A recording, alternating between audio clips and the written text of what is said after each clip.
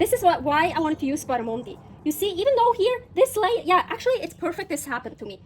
Welcome to my creative carnivore kitchen. I am still in Tea Gardens, Australia, in Down Under. Here is my other channel, Aline's Adventures, all about my nomad life. So now, this is my outdoor kitchen here. And I want to use this place for, got something good at the fish market. After our bodyboarding, we stopped at the fish market. Barramundi filet. What is traditional in Australia, but not really here in the southeast. Actually, I think they're more northwest. But still, you can get it anywhere in Australia, pretty fresh. But they don't have whole fish, so only filets. And usually they always chopped up. And I asked if they have a big one or like a whole filet, and she still had one or two. So really cool. Actually, now that I'm thinking about it, it might be even too big for what I want to do. But I definitely wanted more than just a little piece. I actually made this recipe before, kind of by accident. It was like, oh, it's so good, I need to make a video about it. And then I had like an end piece. At first I was like, oh, what should I do with that end piece? I think about like this big. So yeah, but I'm gonna use the whole thing. Maybe I will cut it. Let's take it out. Let's look at this beauty. Oh my gosh. I love barramundi. The great thing is you can also eat it raw. I like raw fish so much better than cooked, but actually for this recipe, I'm gonna cook it all the way.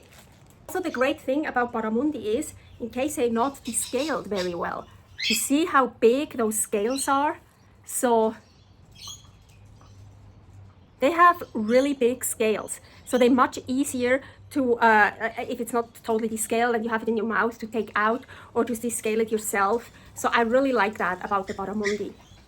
So the reason why I'm cooking out here is I needed a big enough pan to put the barramundi in. And so they have this thing here. It's like an electric pan. So I'm gonna turn it on. So it's plugged in, and here I'm gonna turn it on. See? So you have 1, 2, 3, 4, 5. I'm gonna heat it up on the highest right now. So here I already have a ground lamb ready. I thought lamb, we're in Australia, perfect. Any ground meat will do for this recipe. And unfortunately, as you can see, I don't really have much fat in here left, because otherwise I would have used this fat, but I'm gonna use, I almost always have some animal fat in the fridge. So this is, to my knowledge, I wanted to say lamb fat, but I actually think it's beef fat. I don't know, it doesn't matter. Maybe it's also mixed. So let's put some fat in here. It should be non-stick, but still to be safe. Ooh, that's heating up really fast.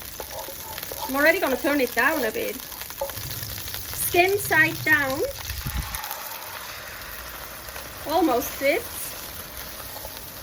Here I have some salt I got myself out of the ocean here. I wanna use that. Here is a recipe for that.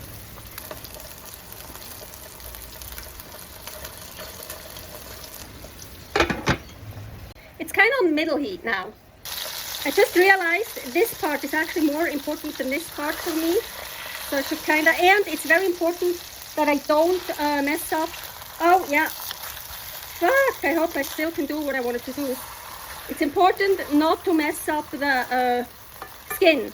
Okay, the skin is totally messed up. What I wanted to do, I can't do anymore. I can, I see it, maybe here, let me see. Yes, I'm still gonna try to do it. So I really should have cut. I was so happy. Oh, I got a whole filet. That is so cool. Oh, actually, I can still. That's the good thing about barramundi. To see how sturdy the fish skin is. It's much more sturdy than like trout or other fish skins. They would be totally destroyed. So maybe I can still get it done. Yeah, I really should have cut it. Yeah, let's do that. Let's cut it. I really wanted this nicely fried. So I didn't want to turn the barramundi again on its skin in the pan. And it's not done enough. I can totally see it. You see here, it's still raw. As I mentioned for this recipe, I actually wanted it to get all the way done, like I did the first time when I made it, kind of by accident. But I don't want to wait any longer, and I'm just gonna, yeah, try. So with the little piece I had, I just basically took the flesh here, and I started just shredded it. But this is such a huge piece. So, and it's still quite warm. Oh my gosh, those birds are loud. Oh yeah, look, I still have, I think what I'm gonna do is actually, I just skin the fish, like really unconventionally. That's not how you skin a fish. Okay, so when I made it the first time, I could really nicely sear the skin, like even kind of crispy. This is not the case this time. Actually, this I'm gonna keep. So, oh, it's so good. Look at this. This is not totally done. I love this actually. So, some of the filet. Here, the ground beef.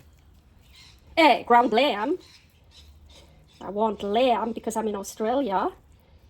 They have such good lamb here, I'm telling you, spring lamb. So delicate. Maybe it's too much fish.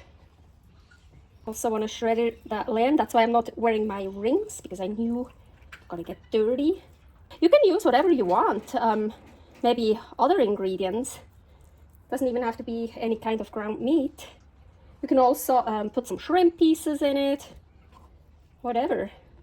So I always have too much filling in whatever I do, like sandwiches, rolls, burgers, because I love the filling.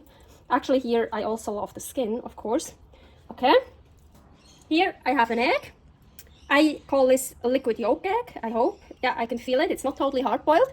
Here is the recipe how I make kettle eggs. I just made a new recipe, much better one here in Australia. That's how I boil the eggs, in that kettle. So here is that recipe. So now I have to, let's see. Yes, ooh, perfect. This is like my perfect egg, I guess. Let's see, yeah. Ooh, yeah. Come on.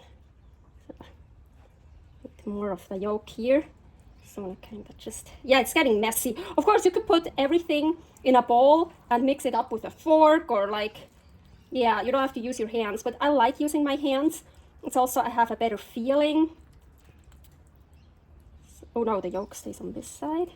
Yeah, I have way too much ingredients, topping, filling.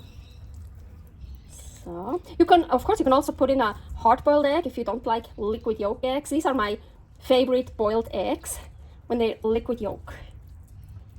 So I think this looks good. I tasted it, not enough salt, what I was hoping for. Ooh, Murray River salt flakes from Australia, but I got it from Switzerland from my friend.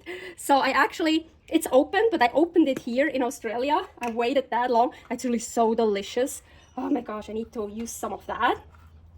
So I also used some of just the regular sea salt, not only the ocean salt I extracted. And now I just roll it up, yeah. Like it would be that easy. Oh, maybe I can. But you see, this is why I wanted to use barramundi. You see, even though here, this layer, yeah, actually it's perfect this happened to me. Because you see there are like 2 layers of the skin. And here, this layer here with the pattern is gone. And this is still so sturdy. So that's why this works so well with this. If I would have tried that with, for example, trout or seezunge, I don't remember, sole. Oh, well, no, forget it. So this is much robust. This skin is much more robust. I don't know. So it's great for doing fillings, for rolling up, for stuff like this. And you see, even here, it looks like so thin. It looks like it's gonna break. Doesn't. It's like, yeah. But yeah, as mentioned, the first time I did it, this was actually not crispy, but it was like fried. It looked more like browned up and stuff. But this is delicious too.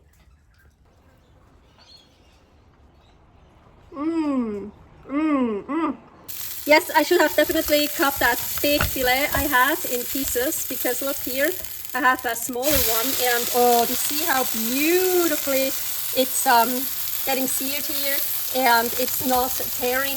And yeah, because it's such a robust skin, as I told you before, I'm just searing it in some beef fat. So yes, the other one was just too big to work with, and I used the other pan, not the stove. So yeah, this is what I actually wanted, to do it with that, and then you can flip it over again. When it's all done, I can shredder up this, and I can mix other stuff in it and roll it up. Oh yes, look at this beauty now. Huh, you see? Now I can just peel this off. Actually, I didn't even do it that way. I just put it on the plate and started doing this. And yeah, I have too much fish if I want to add something else. So maybe take a bit away. Whoo, still hot. This time I have some ground beef, not ground lamb. And I also added some pork flour. Here is the recipe, how to make pork flour, chicken flour, beef flour. I'm not gonna add an egg this time. Yeah, you see, that's how I wanted to show you, because I always have too much filling. Yeah, now look. So, see? They could really nicely fry the fish skin. So yeah, that's what I did. Super cool. Yeah, the flies are getting here. I need to go inside. Many more recipes. I don't wear my rings, so I think here. Creative Carnivore Kitchen. And here, all about my nomad life, Aline's adventures, currently in Australia. I'm so happy. It's so much fun. Take care of yourself. Servus.